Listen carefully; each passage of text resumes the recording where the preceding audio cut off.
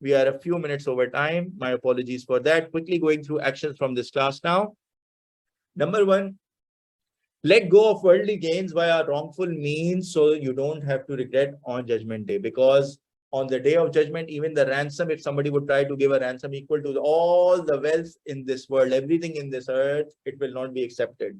Why? Because first, Allah subhanahu wa ta'ala doesn't need it, and He is already the owner of everything in this world. So there's no point of even thinking that we'll be able to get away by paying a ransom or anything like that. And the secondly, the important point is for us today that, all of these small worldly gains that we try to get via corruption, bribery, and all these wrongful acts and deeds, they are worth nothing. So even we may think that we will get some benefit in this world while, Allah subhanahu wa ta'ala can give us azmaish in this world or any challenging situation in this world, that even that goes away.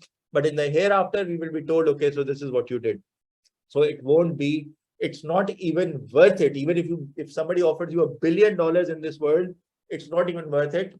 Because Allah subhanahu wa ta'ala is saying even a ransom equal to everything in this world, the trillions and trillions and trillions of dollars, is not even worth on the day of judgment when we will be asking for Allah subhanahu wa ta'ala's forgiveness and mercy. Point number two, Quran is the source of healing for what is in the breast, which means that, if we read, understand, and take action on Quran, then it's a source of a lot of healings, spiritual, physical, mental, as well as specifically the diseases of the breast like ignorance, doubt, hypocrisy, and any differences that we have from one another.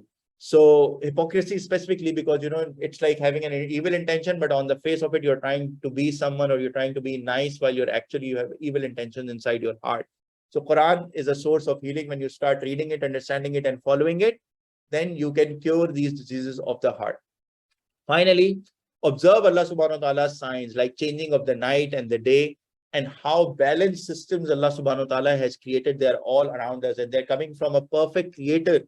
The entire the different systems that are around us, the water cycle, the changing of the day and the night, the perfect balance across these systems. This in itself is a sign that there is a perfect creator and reason for us to believe in Allah subhanahu wa ta'ala. This marks the end of today's lesson.